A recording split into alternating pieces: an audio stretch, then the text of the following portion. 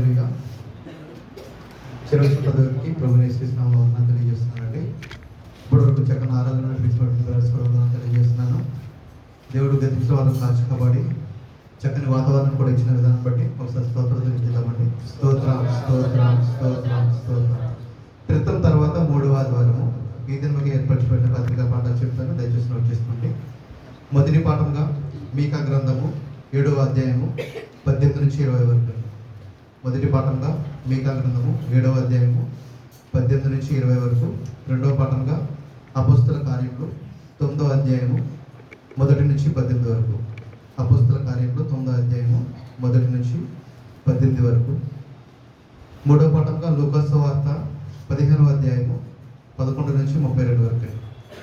లూకాసు వార్త 15వ అధ్యాయము 11 నుంచి 32 వరకు. క్రితం తర్వాత 3వ ఆధారం ప్రారంభ గీతము. నేను ఏకాకిని బాధపడువాడను, నా వైపు తిరిగి నన్ను కరుణించుము. నా బాధను నా వేదనను కనుగొనుము. నా పాపములన్నింటినీ క్షమింపుము. యెహోవా నా ఆత్మను నీ దిక్కునకు చూచి ఎత్తుకొనుచున్నాను. నా దేవా, నా యందు నమ్మిక ఉంచి ఉన్నాను, నన్ను సిగ్గుపడనీయకము. సంగ్రహ ప్రార్థన. ఓ దేవా, నీవు నిన్ను నమ్మిన వారికందరికీ ప్రాపకుడేవినావు. నీవు లేకున్నా నీదియు బలముగానైనను పరిశుద్ధంగానైనను ఉండనేరదు. మేము అనిత్యమైన వాటిని అనుభవించుచున్నాను, తుదకు నిత్యమైన వాటిని పోగొట్టుకున్నట్లు నీవు మాకు రాజువును మార్గదర్శకుడునై ఉండి మా మీద నీ కృపను అత్యధికముగా కుమ్మరింపమని నీతోనూ పరిశుద్ధాత్మతోనూ సదా ఏకదేవుడై యుగయుగములు జీవించుచు పరిపాలించుచుండు నీ కుమారుడును మా ప్రభువునైన యేసుక్రీస్తు ద్వారా వేడుకొనుచున్నాము. ఆమేన్. ఉద్గమన గీతము. నీ భారము యెహోవా మీద మోపము, ఆయన నిన్ను ఆదుకొనును.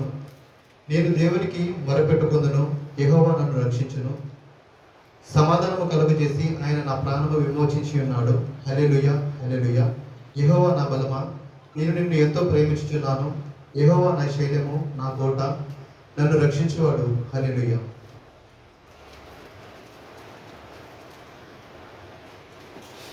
అపోస్తలుల విశ్వాసంలో మనం చెప్తాను, దయచేసి నాతో పాటు కూడా దగ్గరగా చెప్తామండి. నేను పరలోకమును భూలోకమును సృష్టించిన సర్వశక్తి గల తండ్రి అయిన దేవుని నమ్ముచున్నాను. ఆయన జనితైక కుమారుడును మన ప్రభువునైన యేసుక్రీస్తును నమ్ముచున్నాను.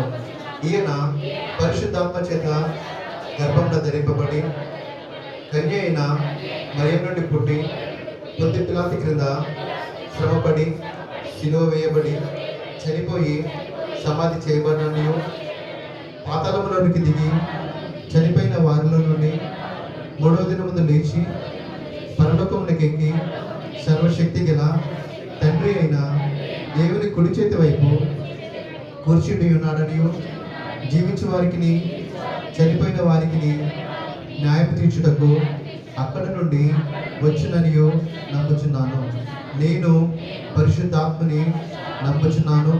పరిశుద్ధ క్రైస్తవ సంఘమును, పరిశుద్ధుల ఐక్యమును, పాప పరిహారమును, శరీర పునరుత్థానమును, నిత్య జీవమును ఉన్నవని నమ్ముచున్నాను. ఆమేన్.